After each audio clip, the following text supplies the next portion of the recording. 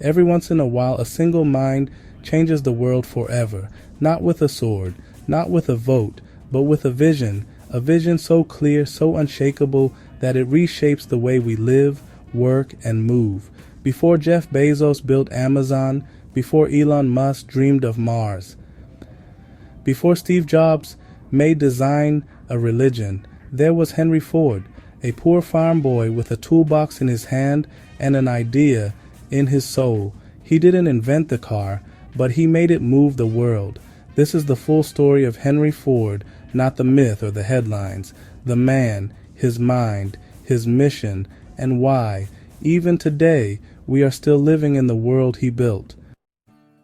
Henry Ford was born on July 30th, 1863, in Dearborn, Michigan, in a world ruled by horses, farms, and candlelight. He wasn't born into privilege. His father was a farmer, hoping young Henry would one day take over the land, but Ford had other plans.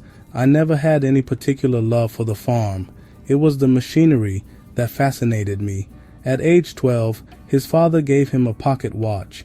Young Henry took it apart and put it back together, not once, but repeatedly, becoming the go-to boy in town for watch repairs.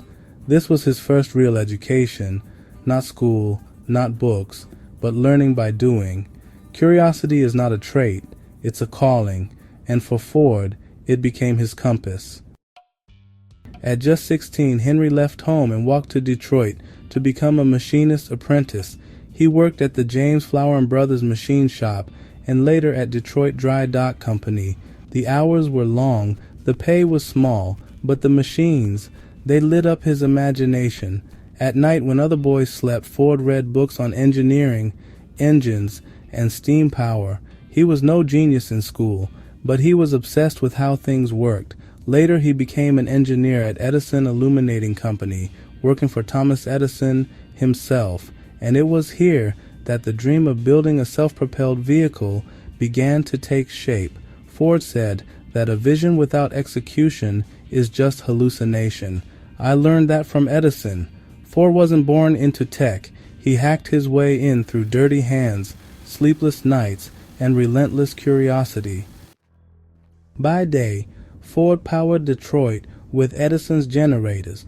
By night, he worked in a tiny shed behind his house, crafting parts, reading blueprints, and building what he called the quadricycle, a gasoline-powered horseless carriage. In 1896, he finally completed it. It had 4 bicycle wheels, a light frame, and no reverse gear, but it ran. Neighbors thought he was crazy. The church warned he was meddling with God's plan. But Ford, he felt reborn. I was working with something that could change everything. That same year, he demonstrated the quadricycle to Edison himself, who famously told him, "Young man, that's the thing. Keep at it." Those words lit the fire of Ford's future empire. Flushed with confidence, Ford launched his first company, the Detroit Automobile Company, in 1899. It failed. The cars were too expensive, too complex, and built in tiny numbers. Investors got nervous. Ford was ousted, but here's what made him different. He didn't just fail, he studied the failure. He realized he was trying to build perfect cars when he needed to build scalable systems. So he walked away, broke but wiser, and started again. Failure is not the opposite of success. It's the tuition you pay to earn it. In 1903, Henry Ford launched the Ford Motor Company, this time with a new philosophy. Don't build a car for the rich, build one for the man who works with his hands. His first big hit, the Model A, solid, affordable, and reliable, but the real game changer came 5 years later. In 1908, Ford released the Model T. It was cheap, easy to maintain, built for dirt roads and everyday Americans. Priced at $850, eventually dropping to $300, it was the first car made for the masses. By 1927, Ford had sold over 15 million Model Ts. More than a car, it was a movement. I will build a motor car for the great multitude. The Model T gave Americans something they never had before: mobility, freedom, and possibility. To meet demand, Ford didn't just speed up manufacturing, he reinvented it.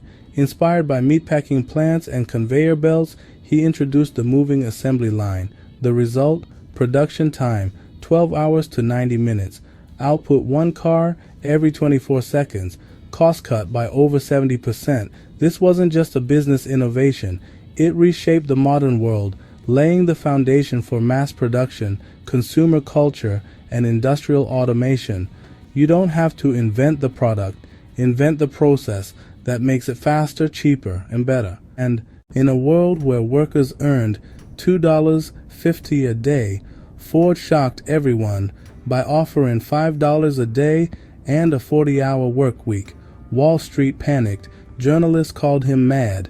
But Ford saw what others didn't. If I pay my workers more, they'll stay longer, work harder, and buy the cars they build. Turnover dropped, productivity soared, and Ford became a legend. This move created the American middle class and redefined labor economics forever. Ford believed in service over status. He rejected debt, avoided middlemen, and despised bureaucracy. He believed a product should serve people. Simplicity is genius, and wealth is a byproduct of usefulness. But he wasn't perfect. He resisted change, refusing to modernize the Model T for 19 years. He had strained labor relations, and his anti-Semitic publications damaged his legacy. Yet he eventually acknowledged his mistakes and pushed forward. Even a mistake may be the one thing necessary to a worthwhile achievement.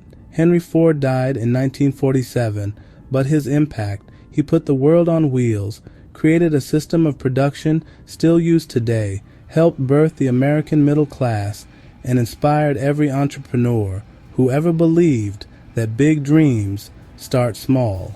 He once said, "Whether you think you can or you think you can't, you're right." His life proves that greatness isn't born, it's built, one failure, one decision, and one disciplined day at a time. Henry Ford wasn't a genius, he wasn't royalty, and he wasn't lucky. He was just relentlessly focused on solving one problem for as many people as possible. He believed in service, simplicity, and systems. He proved that one person driven by purpose can build something that outlives them. So, what's your Model T? What system will you build?